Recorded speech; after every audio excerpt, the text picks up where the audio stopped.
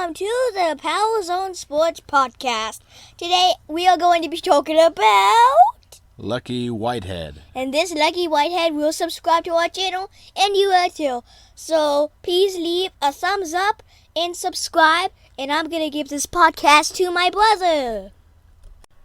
3 topics we're going to cover on the Power Zone podcast. Let's get started. 1, football season is about a month away, but on July 26th in Arlington, Texas, at the ballpark in Arlington, a football score broke out between the Miami Marlins and the Texas Rangers. Miami Marlins lit up Yu Darvish. Rangers started for 10 runs in what may have been his final start as a Texas Ranger, and the Marlins scored 22 runs as they beat the Rangers 22-10, and that leads right to my second topic. The only reason really left to watch the Rangers this season will be Adrian Beltre. 2 hits away from 3,000 hits.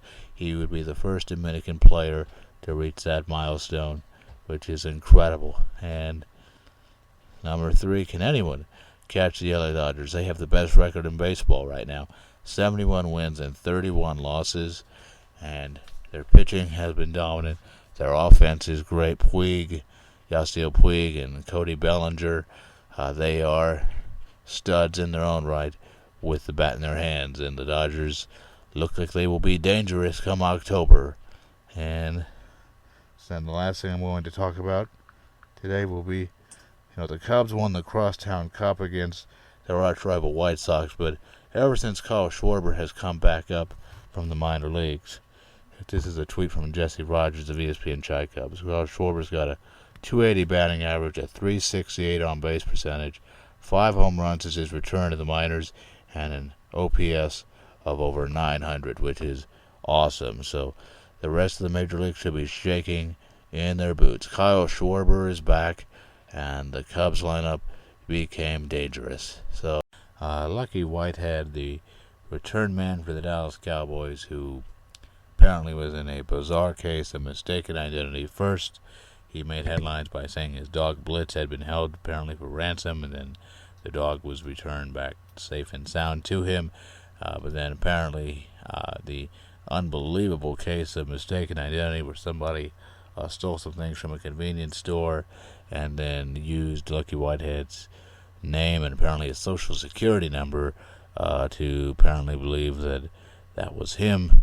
And then to make a long story short, Lucky Whitehead was released by the Dallas Cowboys, and then later it turned out it was not him who stole from the convenience store, but somebody who, like I said, had used his social security number and apparently provided it to the police. Lucky Whitehead was released as the Cowboys' return man.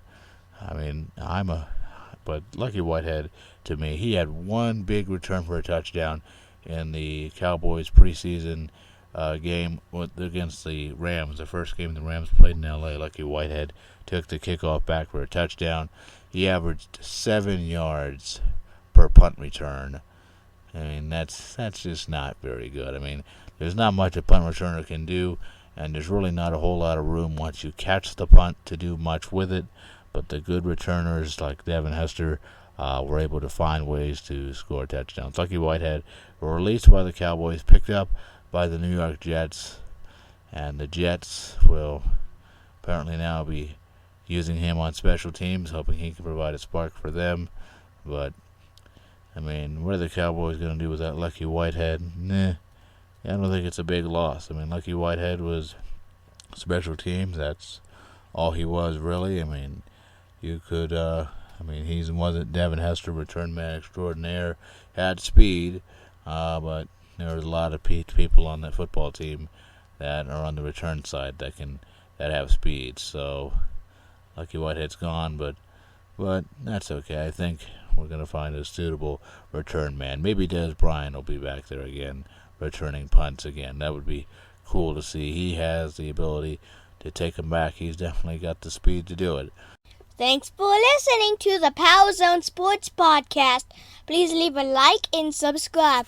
And I'll see you later on this lovely July 28th. See ya!